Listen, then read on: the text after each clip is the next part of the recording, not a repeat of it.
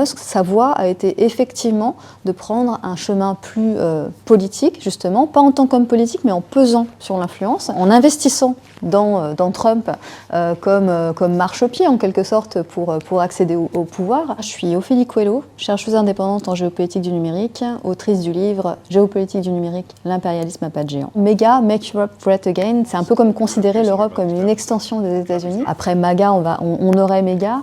C'est une manière vraiment de diviser pour mieux régner.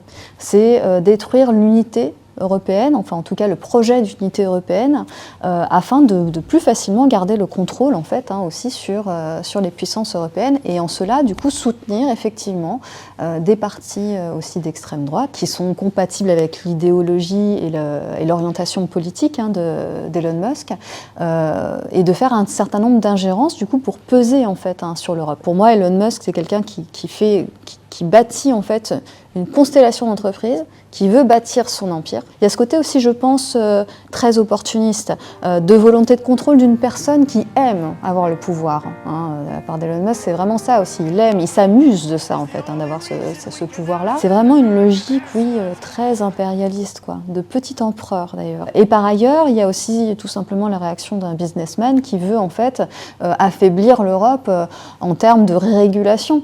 Il va essayer aussi d'aller chercher du côté étatique, c'est ce qu'il a fait avec Meloni en Italie. Il cherche en fait une clientèle aussi, disons, de défense européenne. Alors est-ce que c'est l'Amérique ou est-ce que c'est uniquement les acteurs du numérique, voire seulement Elon Musk? En fait, c'est tous ces acteurs-là. Et là, en particulier avec l'Allemagne, c'est quand même l'acteur fort en Europe. En soutenant en fait un parti d'extrême droite en Allemagne, en devenant ami de l'Allemagne leader en fait en Europe en termes d'économie, etc., ça va aussi leur donner plus de puissance et plus de possibilités d'implantation aussi en Europe.